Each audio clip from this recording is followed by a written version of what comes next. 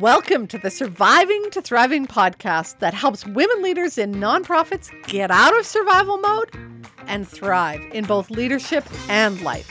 I'm your host, leadership development coach Kathy Archer, and I help women leaders enjoy impactful leadership. Do you ever get tired of trying to manage your team? That might be because instead of managing them, you're actually trying to control them. And there is a difference, and today I'm going to help you understand how to effectively manage your team. And this is the second ball that you're supposed to be juggling. Last week, I told you as a leader, we're often juggling a ton of balls, but sometimes we're juggling the wrong ones. And what I suggested we need to be focusing on juggling is managing others, managing your workload, and managing yourself. But I started last week's episode by looking at managing your workload first. What we often do is start with managing others. We start with managing our team. And we can't manage our team until we figured out what it is our team is supposed to be doing and making sure that they're able to do that in a way that works for them. Go back and listen to episode number 2 if you haven't. I'll make sure there's a link in the notes as well. But we talked about managing your projects, your priorities, and your pace. So that's the workload piece. Today, I want to get into what it's like to manage people. And again, we sometimes mix this up and we try and control them. When we try and control them, what happens is they feel like they're being controlled rather than given the resources to do the work they need to do and the support and the encouragement to do it. And you know, if you've ever had a shirt on that's maybe a little bit too small, tight in the shoulders, doesn't feel so good. If you've ever been sort of pushed and prodded in a crowd and kind of led someplace where you don't want to be taken, then that doesn't feel good either. And so we need to manage people in a way that helps them do their job with their skills and abilities that we hired them for in a way that allows them to be free and powerful and do the work they were meant to do. So we're going to talk about 3 things that we need to look at when we manage other people. And then I'm going to give you a 4th one as a bonus as well. So we're going to talk about caring about them, giving them a direction, and helping them get there. And then I'll tell you the bonus one at the end, so stay tuned. The first thing is care about them. And I know you care about your staff. Trust me, I get it. But sometimes they don't. And it's not that they don't know it, sometimes they don't feel it. And that's the difference. When we get into this profession, we're in nonprofit work, we're in the helping profession, we're in the caring, charitable sector. It's because we have a heart and we're full of compassion and we want to make a difference. And yet, sometimes when we do our job, we shut that part of us off. We talked in the first episode when we talked about the fundamentals of leadership, that the first fundamental is to be yourself. And yet many of us try and shut our emotions off. And when we try and shut our emotions off, we shut off some of that compassion, that caring, that connection that we need to have to show our employees that they matter. And we need them to not just know it intellectually, but we need them to feel it. In order for them to feel it, we have to treat them as people, as individuals, not as an employee number, not as a warm body. And I know that sometimes we use that language. It's just a warm body in the chair. But when people feel that, that's not good. Why would you want to work for somebody who treats you like you're just filling the spot? And you may not think you do that sometimes, but just take a look. Seriously take a look into your employees' eyes and you'll know if they feel like that. The first step of managing others is to care about them. That means when you start a conversation with them, don't start that conversation with what you want them to do, what they've done wrong, what they need to fix. Start with, hey, how you doing? What's going on for you? Some acknowledgement of the challenge. And you don't need to do this for the first 10 minutes and you don't need to do it like that so that it interrupts the flow of work, but you do need to look them in the eye and seriously look them in the eye. Many of us avoid eye contact because we don't want to see them as people. Look them in the eye and say, hey, how's it going today? I've got some stuff I want to talk with you about. Make sure that you take the time to ask them what's happening for them. When you walk into a meeting, again, meetings start with an agenda that is typically task-driven. This is, the reports I have to give. This is what needs to be done. But what if you started a meeting with, hey, let's just share some gratitude before we get into the heavy stuff. That shows them that you care about them. So when you're managing other people, the first step is to focus on caring about them as individuals. The second step is to give them some direction.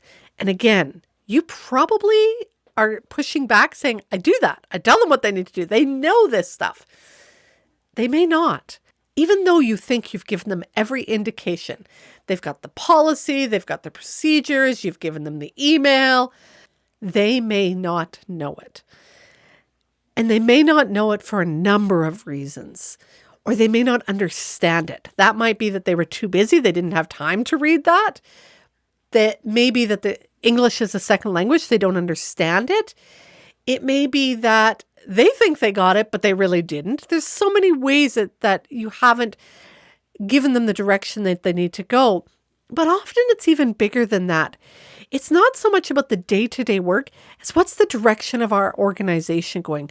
What's the work we are doing? What's the impact we're having in the bigger world? We get focused on somebody forgot to clean up the staff room, or we need to fill out this form because accreditation is requiring it or standards expects it. But why? What difference does that make in the lives of the clients? How does that impact our mission and service to the people we serve? That's the part that you need to really share with your team. It really is about creating that vision forward. Where are we going as a team? What's the impact we're having? And you don't need to talk about this every single time you have a conversation, but you do need to weave it into conversations. You do need to discuss it. You do need to make sure that everybody's on board, and you do need to create a shared vision. This just is not something that you decide or your board has decided or the executive director before you decided, and it's written on the wall or it's shoved into a binder in the policy manual. You need to talk about it so that people understand it and it becomes yours together, not just something that is the company vision mission. It has to be a shared mission-driven team. And that's about that giving them direction. It's about teamwork. Giving them direction is about, this is how I want to see you guys work together as a team. This is where we can ask each other questions. This is where we can lean on each other. Oftentimes you get frustrated as a leader because people keep coming to you for answers. But have you directed them to their team? Have you encouraged them? Have you supported them in a staff meeting? Have you facilitated a peer-to-peer discussion so that they know when to go to their peers, what kinds of questions they can ask their peers, and when it's good to come to you? That's like giving them direction. Let me recap. When we're talking about managing others, first thing is we need to care about them as people, as human beings. We need to give them a sense of direction, both in their day-to-day work, but also the bigger purpose, vision, mission that we're working on together. And then the third step is to help them to get there. Part of helping them to get there is encouraging them, supporting, training them, developing them, mentoring, coaching them, talking to them about their career, not just the job they're in. But it's all around helping them grow and develop. And when we're helping them grow and develop, that's often not day-to-day work, which is where we spend most of our energy. Helping them grow and develop is looking at the future and helping them get there. So if you have a staff member who is struggling with a part of their job, rather than focusing on what they're doing wrong, what you might do is coach them and say, okay, I know this doesn't feel right for you. It doesn't feel good for you. It's causing you grief. You get to work and you don't want to do this. You avoid this part. What would you like it to be like? Let's imagine you were able to do it. What would be different? And you take them to that future place and then you ask them, what skills do you need to get there? What support do you need to get there? What training do you need to get there?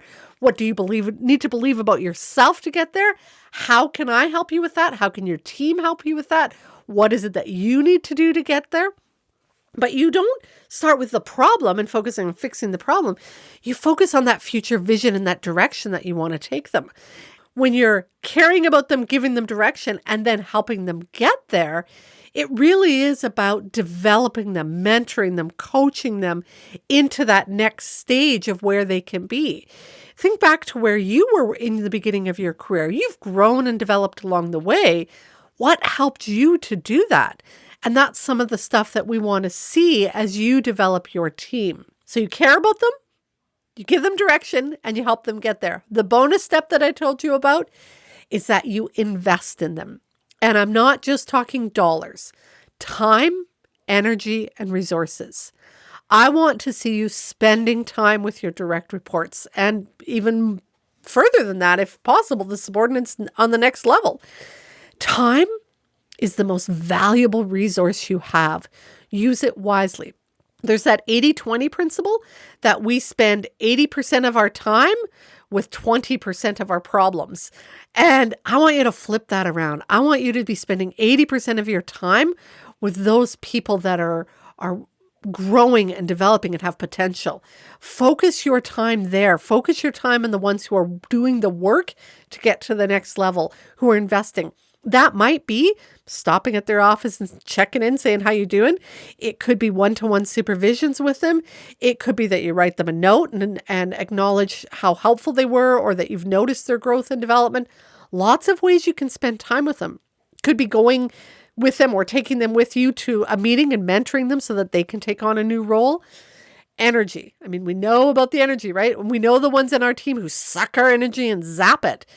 Turn that around. Look at where you have energy that you can give rather than wait for it to be sucked out of you, and where you want to strategically put that energy and your resources. It is about dollars, but not only about dollars. Look at other resources that you have on your team, training that people get to take, how they spend their time. That's a resource. Clients that they're given or the work that they're given could be seen as a resource. Think of it, how am I investing in this staff? And so when we think about managing others, caring about them, giving them direction, helping them get there, and then investing in them, it's like we're putting into the bank. It's like managing our money is by putting into the bank. We want to manage our employees, not by controlling them and telling them what to do, but by investing in them so that they're growing. If you manage your money well, it grows. If you manage your team well, they will grow as well. And that's the goal that we're looking for here. When we talk about managing others, we're talking about caring them, giving them direction, helping them get there, and making sure that you're investing in them. That's the second ball that we're juggling, is managing others. Remember, the first ball that we're juggling is managing our workload. We have to manage our workload before we can give our workload and help our team manage it, which is what we talked about today. Next week, we are going to talk about managing yourself. And it's not last because it is last. It's last because I know you didn't want to hear it first. And I want to make sure that you know that it is a fundamental piece. So make sure you come back next week to hear about what you need to do to manage yourself so that you can manage your workload, manage others, and really make the impact you want and find the joy in the leadership that you're looking for as well. If you found today's episode helpful, then you are going to love the training library. Many women leaders in nonprofits wish that they had a coach or a mentor to help them, but they don't believe that they or their organization can afford it. Oh, but you can. Inside of the Training Library membership site, you will not only get access to affordable and easily accessible ongoing personal and professional development training, you will also have access to a leadership coach at your fingertips.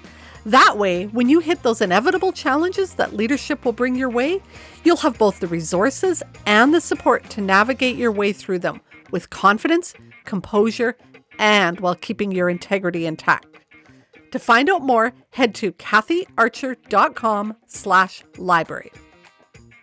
If you are enjoying the show, I'd love it if you could leave me a comment or a review on iTunes or wherever you listen to your podcasts. Thanks for listening. Go make the rest of your day awesome.